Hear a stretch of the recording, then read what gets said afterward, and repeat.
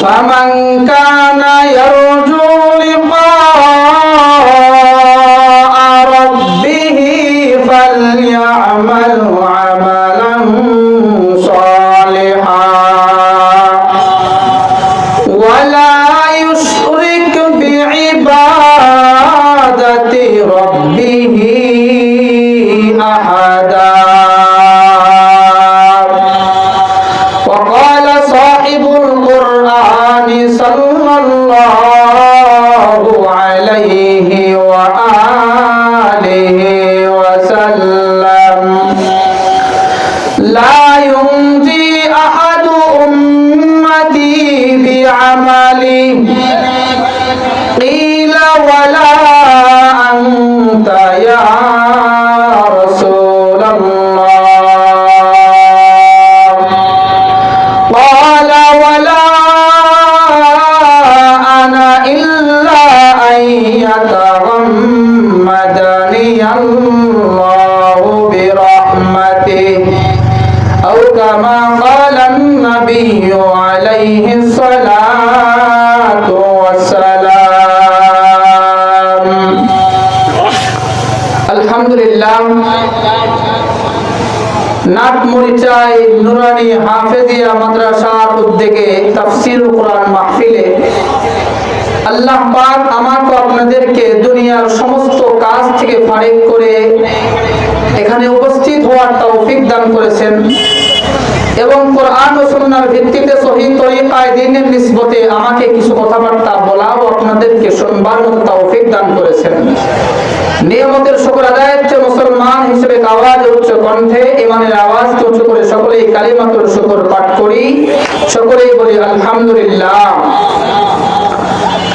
লক্ষ্য করে দুরূদ সালাম বর্ষিত হোক সেই মহামানবের প্রতি যাকে সৃষ্টি না করলে জগতের কোনো কিছুকেই সৃষ্টি করা হতো না, যে নবীর নাম হযরত মুহাম্মদুর রাসূলুল্লাহ, সকলেই বলি সাল্লাল্লাহু আলাইহি ওয়াসাল্লাম। মুআজ্জাজ মুহতারাম, আমি আপনাদের সম্মুখে কোরআনুল কারীমের একটি আয়াত পাঠ করেছি। নবী মুহাম্মদুর রাসূলুল্লাহ সাল্লাল্লাহু আলাইহি ওয়া আলিহি ওয়াসাল্লামের অসংখ্য অগণিত বাণী পবিত্র হাদিস শরীফ হতে একটি হাদিস শরীফ পাঠ করেছি। অল্প কিছুক্ষণ সময় আমি আপনাদের সম্মুখে কোরআনুল কারীম এবং এই হাদিসকে সামনে রেখে আলোকপাত করার চেষ্টা করব ইনশাআল্লাহ। মুসলমানদের সবচেয়ে কামিয়াবি, বিজয়, সফলতা হলো আল্লাহ পাকের মুলাকাত। মানুষকে আল্লাহ পাক দুনিয়াতে প্রেরণ করেছেন, যদি ভালো আমল করে তো পরকালে এক পর্যায়ে এ মানুষ জান্নাতের মেহমান হবে। জান্নাতবাসীদেরকে আল্লাহ পাক জান্নাতে দেওয়ার পরে জিজ্ঞাসা করবেন, তোমাদের আরো কিছু পাওনা আছে কিনা বলো, তোমাদের এমন কোন কিছু চাওয়ার আছে কিনা আমি আল্লাহ পাককে বলতে পারো। জান্নাতবাসী আল্লাহ পাককে ডাক দিয়ে বলবেন, না আল্লাহ, আমাদের আর কোনো কিছুর প্রয়োজন নাই, যা আমরা কোনোদিন কল্পনা করতে পারি নাই এমন জিনিস পর্যন্ত আপনি আমাকে দিয়েছেন। জান্নাত এমন শান্তির ঘর, পয়গম্বর বলেন যেমন সুন্দর ঘর দুনিয়ার মানুষের অন্তর কল্পনা করতে পারে না, যেমন আরামের ঘর দুনিয়ার কোন মানুষের হৃদয় কল্পনা করতে পারে না, যেমন শান্তির ঘর, সুন্দর পরিবেশ দুনিয়ার কোন চোখ কল্পনা করতে পারে নাই, আল্লাহ পাক এমন সুন্দর ঘরে জান্নাতীদেরকে ঢুকায় দিবেন। এরপরে আল্লাহ পাক যখন জিজ্ঞাসা করবেন, বান্দা তোমাদের আরো কিছু চাওয়া আছে কিনা বলো, তোমরা যদি আমি আল্লাহ পাকের কাছে আরো কিছু চাও, আমি আল্লাহ ওয়াদা করেছিলাম তোমাদেরকে আমি তা দিব। জান্নাতবাসী বলবেন, আল্লাহ আমাদের আর কোনো কিছুর প্রয়োজন নাই। নবী সাল্লাল্লাহু আলাইহি ওয়াসাল্লাম হাদিসের মধ্যে ইরশাদ করেন, ওই সময় আল্লাহ পাক বলবেন, তোমাদের জন্য আরেকটা বড় নিয়ামত আছে, যে নিয়ামত সম্পর্কে তোমরা কল্পনা করতে পারো নাই। এরপরে নবী সাল্লাল্লাহু আলাইহি ওয়াসাল্লাম বলেন, আল্লাহ পাক ৭০,০০০ নূরের তৈরি পর্দা উঠাইয়া মুমিন বান্দা যারা জান্নাতের মেহমান হয়েছে তাদের সাথে মুলাকাত করবেন। এরপরে জান্নাতবাসীরা বলবে, আল্লাহ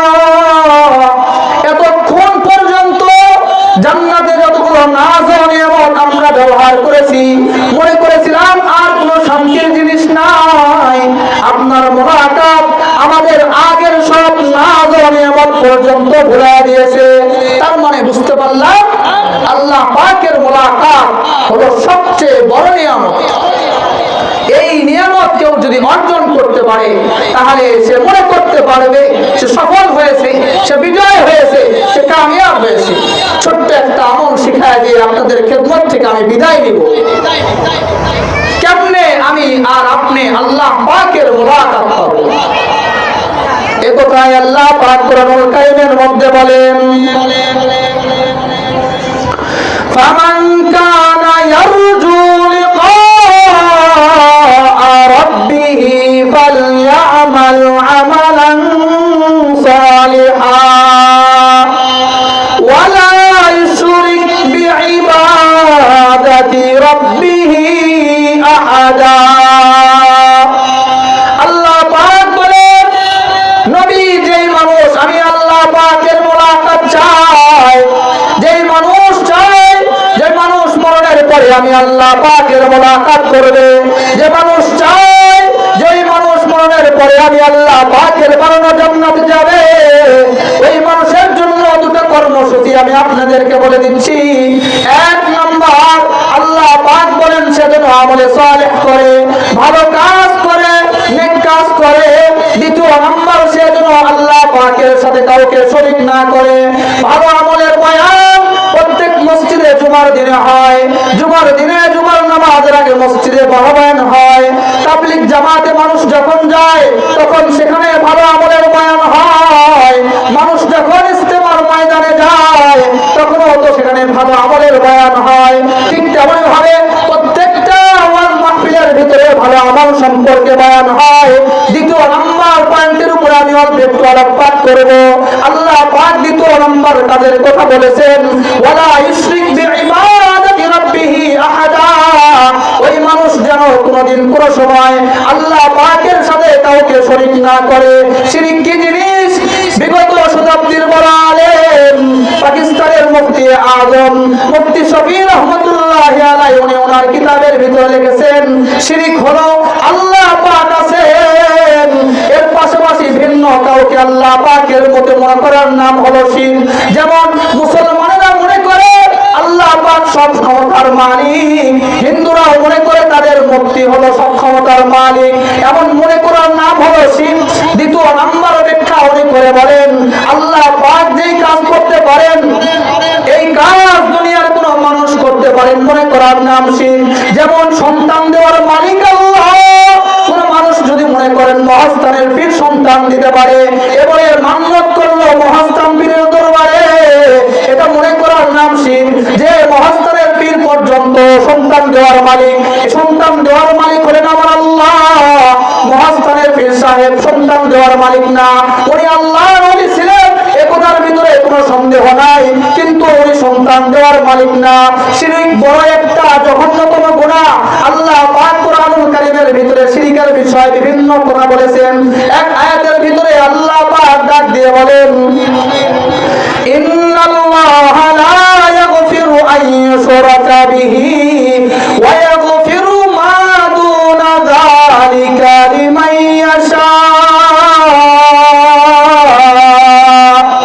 ওয়া মান ইউশরিক বিল্লাহ ফাকাদ যাল্লা যালালাম বাঈদা ওয়া মান ইউশরিক বিল্লাহ ফাকাদ ইফতারা ইসমান আযীমা ওয়া মান ইউশরিক বিল্লাহ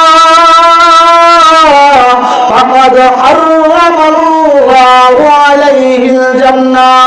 আল্লাহ পাক ডাক দিয়ে বলেন, ও বগুড়া এলাকার মুসলমান, আল্লাহ পাক কোরআনের ভিতরে ডাক দিয়ে বললেন, নিশ্চয় আল্লাহ পাক চাইলে শিরক ব্যতীত রেখে সমস্ত গুনাহকে আল্লাহ মাফ করতে পারবেন এবং করবেন, কিন্তু আল্লাহ পাক শিরকের মতো জঘন্যতম গুনাহকে মাফ করবেন না।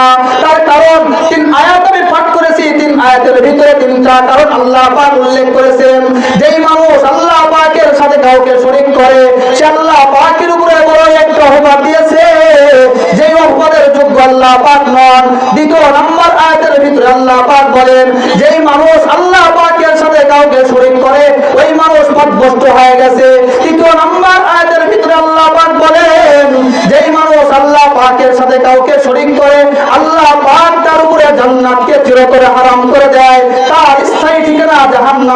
যায়, সকলে বলেন নাউযুবিল্লাহ। তো আমরা এতক্ষণ পর্যন্ত যা জানতে পারলাম, আল্লাহ পাকের মুলাকাত চাইলে দুটো কাজ করতে হবে। এক, আমলে সালেহ ভালো কাজ করতে হবে। দ্বিতীয় নাম্বার, শিরক করা যাবে না, এই জঘন্যতম গুনাহ করা যাবে না। আল্লাহ পাক আমি সহ আপনাদের সকলকে এই কথাগুলোর উপরে আমল করার তৌফিক দান করুন, সকলে বলেন আমিন। ওয়া মা তৌফিক ইল্লা বিল্লাহ। আসসালামু আলাইকুম ওয়া রাহমাতুল্লাহি ওয়া বারাকাতুহু।